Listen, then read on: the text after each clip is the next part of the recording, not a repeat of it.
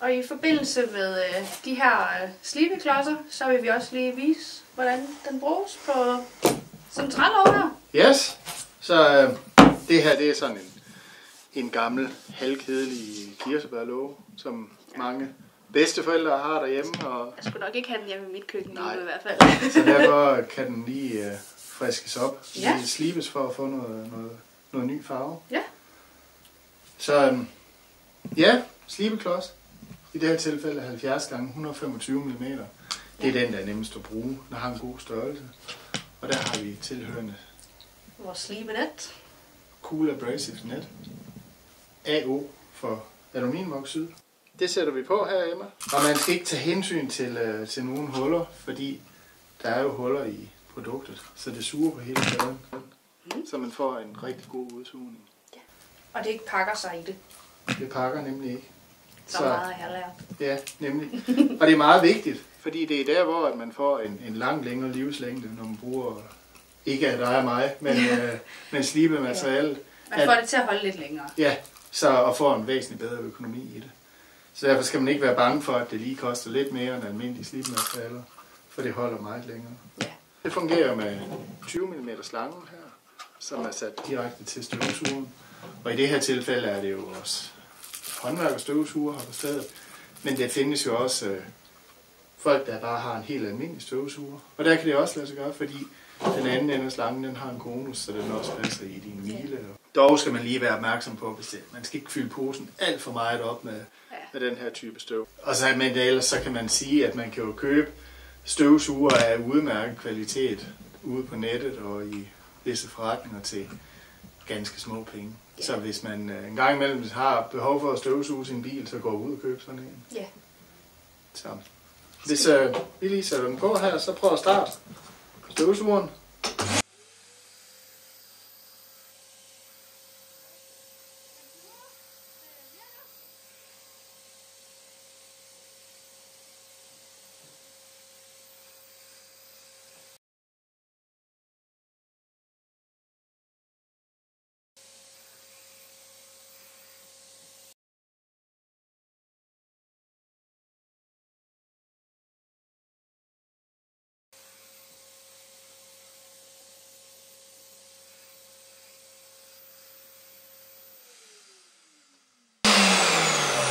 Hvis I prøver at se, så er vi allerede hernede, hvor vi har en overflade, der kan males på.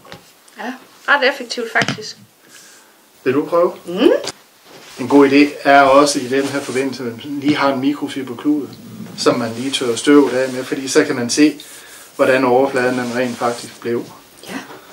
Jeg tror godt, man kan skimme, at den bliver materet nu, ja. Så du kan male på den. Det er ret imponerende. Ja. Du kan godt lige at slibe lidt på det sted.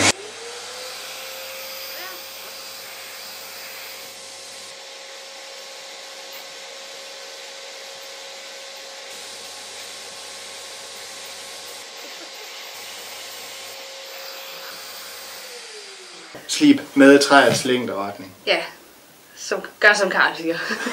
Mig der er mester. Prøv lige at starte igen, Emma, og så prøv lige at slibe på langs her, fordi den bliver langt nemmere at bruge.